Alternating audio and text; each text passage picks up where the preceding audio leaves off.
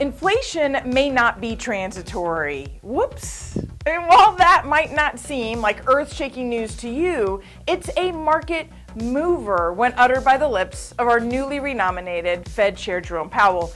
He closed down November admitting the Federal Reserve cannot be sure that price increases will slow in the second half of 2022, as originally expected. This epiphany was relayed as the Personal Consumption Expenditures Index, the Fed's preferred inflationary measure, hit 5%. That's the highest it's been since December 1990. The Consumer Price Index came out earlier in the month, hitting its three-decade high of 6.2%. Surprise?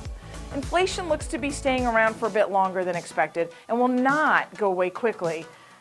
The supply chain constraints we are facing as 2021 comes to a close were brought on by a complicated series of events and political decisions, which understandably cannot be reversed by the simple act of people returning to work.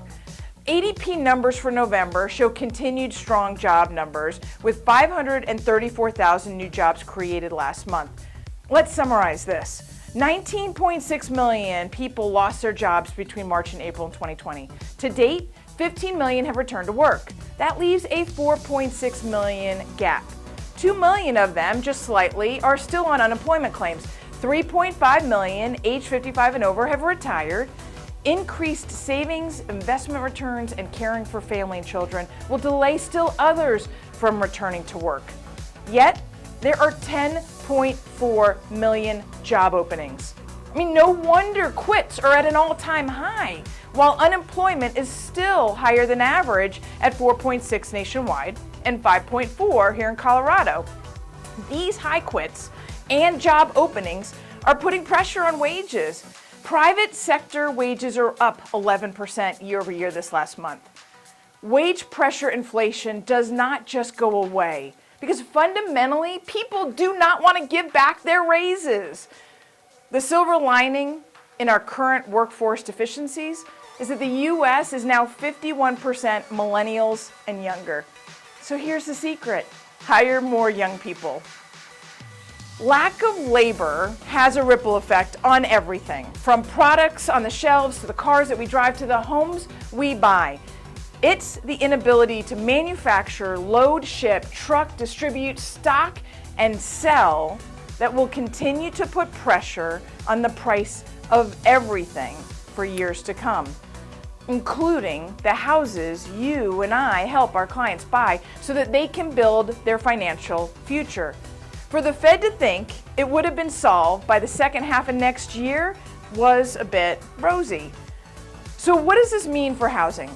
Prices of homes will continue to increase. Interest rates will go up. Supply will remain challenged, and demand, well, that pesky demand keeps beating its drum, putting pressure on everything. Wage increases, job opportunities, investment profits, equity gains, and demographics will have the real estate market hopping for the foreseeable future. Demand, as seen through pending home sales, was up 3.3% from last year, down 17% from October, as only 1,577 less new listings made it to market this past month, ending the month with just 2,248 homes for sale in total. 1,444 were detached, 804 of those attached. Think about this. There are over 3.3 million people living in the DMAR 11 county area, shacking up in 1.4 million housing units, and there are just over 2,000 homes for sale. Think the price of homes are coming down anytime soon? Nope. The detached median home sold for $600,000. That ties the highest number on record. The attached median home sold for a record-breaking $390,000. Meanwhile, 2022 will mark a rise in interest rates. In Powell's November 30th remarks regarding the unexpected non-transitory persistence of inflation, he also hinted at speeding up the current Fed taper of mortgage-backed securities and treasuries. This means the sooner the taper is complete, the sooner the Feds can start raising the Fed rate. Now remember, this is not exactly tied to mortgage rates, but it does impact the market just the same.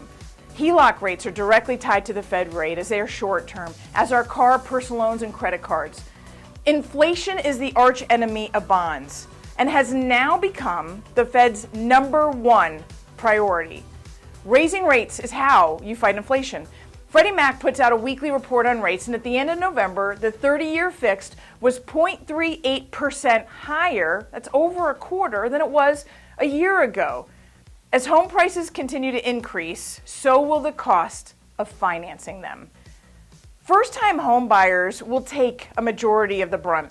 The rate of appreciation will slow down. It already has from Denver's high of 21.5% year over year per CoreLogic. However, it won't drop significantly while inventory remains as tight as it is. You can see that in the numbers this month. The median year-over-year prices popped up to 16.77%. That's a jump from October's 13%, where there were 1,100 more homes for sale. Year-to-date, 2021 is getting close to over, with median home prices up 16.67%. First-time homebuyers will have to stretch themselves as the majority of the detached homes for sale were over 500,000. In fact, 609 of them were between 500 and 750. 633 of them were over 750. Only 202 homes were available for sale at the end of the month under 500,000. Well, it's a good thing FHFA just gave homebuyers a little more wiggle room on conforming loan amounts. So here's the gift. FHFA, Fannie Mae, and Freddie Mac just announced their 2022 new loan limits, raising the nationwide conforming loan limit 18% from $548,250 to $647,200. That's a $98,950 increase. Denver Metro high balance home seekers had the added cushion. Their loan limit is $684,250. That's a jump up from $596,850. $684,250 loan limit allows you a purchase price of $720,000 with as little as 5% down. I mean, this is good timing considering 60% of the homes sold and 72% of the active listings are all over 500,000. FHA is also primed to increase loan limits and lower their mortgage insurance rates. We're still waiting for announcements, but the current FHA Federal Reserve account is 4 times what it's mandated to be.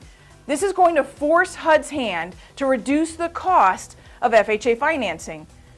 When 86% of all FHA finance purchases are first-time homebuyers, it could not be better timing.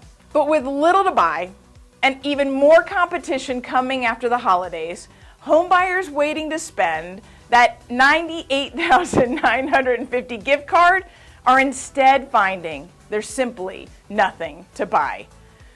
Well, that's a wrap for this month's Market Trends Update. It's my pleasure to keep you updated. Nicole, Rueth, the Rueth team of Fairway Mortgage.